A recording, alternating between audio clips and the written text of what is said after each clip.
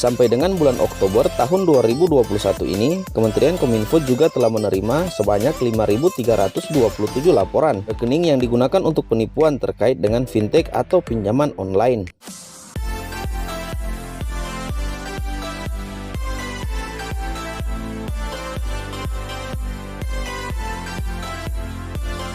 Halo guys, kembali lagi bersama channel berita terupdate aplikasi pinjaman uang online.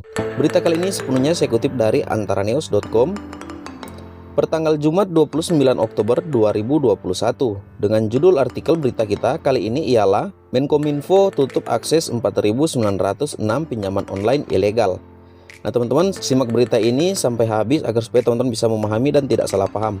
Sebelum kita lanjut, seperti biasa teman-teman bisa berikan saya like, comment, subscribe. Jangan lupa nyalakan juga lonceng notifikasinya agar supaya teman-teman terus mendapat berita terbaru dan terupdate mengenai aplikasi pinjaman uang online setiap harinya. Jakarta, Menteri Komunikasi dan Informatika Johnny G. Plate menyebutkan sejak 2018 sudah ada sebanyak 4.906 pinjaman online ilegal yang diputus aksesnya sehingga tak lagi meresahkan masyarakat. Ia mengajak masyarakat Indonesia agar bisa berperan aktif mengawal ruang digital dan peradaban pinjaman online digital, sehingga kegiatan virtual bisa lebih produktif. Kementerian Komunikasi mengajak seluruh elemen publik untuk semakin aktif terlibat dalam mewujudkan ekosistem digital Indonesia, khususnya pada layanan jasa keuangan pinjaman online, agar semakin kondusif dan semakin produktif, ujar Johnny dalam keterangannya. Pinjaman online ilegal yang ditindak itu tersebar pada beragam platform baik penyedia aplikasi seperti Google Play Store, situs file sharing maupun media sosial. Pemutusan akses pinjaman online ilegal itu berasal dari 3 jalur laporan, mulai dari aduan masyarakat, patroli cyber, dan Kementerian Kominfo, serta laporan dari Otoritas Jasa Keuangan atau OJK.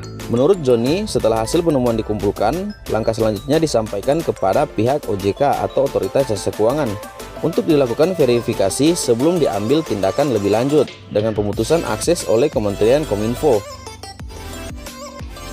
Jika sudah terverifikasi, langkah selanjutnya adalah Kementerian Kominfo menghubungi Polri sehingga langkah lebih lanjut bisa diambil. Selain pemutusan akses terhadap pinjaman online ilegal, Kementerian Kominfo juga telah menerima laporan berkaitan dengan ribuan rekening yang digunakan untuk aktivitas ilegal itu.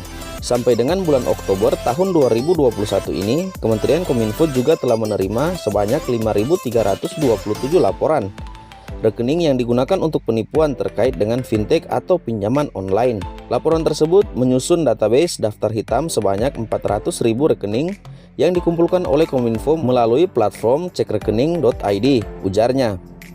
Menkominfo menyatakan database tersebut kemudian dapat digunakan kementerian, lembaga, serta aparat hukum yang berwenang dalam melaksanakan program penanganan dan pencegahan tindak pidana berbasis rekening. Tindakan lebih lanjut bisa dilakukan oleh Otoritas Jasa Keuangan atau OJK dan pelaku industri perbankan mengikuti undang-undang yang berlaku.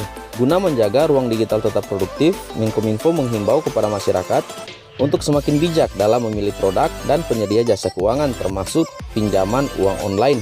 Nah guys, secara paralel Kominfo turut mengajak seluruh penyelenggara jasa keuangan dan penyelenggara pinjaman online legal agar dapat memberikan informasi yang jelas, singkat, dan tidak membingungkan masyarakat terkait pemanfaatan dan konsekuensi yang harus ditanggung oleh masyarakat jika melakukan pinjaman uang online.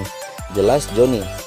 Nah guys, demikian untuk informasi kali ini yang bisa saya bagikan kepada teman-teman. Sebelum kita berpisah, bisa berikan saya like, comment, subscribe, dan jangan lupa untuk menyalakan lonceng notifikasinya agar supaya teman-teman terus menerima informasi atau berita terbaru dan terupdate mengenai aplikasi pinjaman uang online, baik itu pinjaman uang online yang legal atau berizin dari Otoritas Jasa Keuangan maupun pinjaman uang online ilegal atau yang bodong dan tidak memiliki izin dari Otoritas Jasa Keuangan.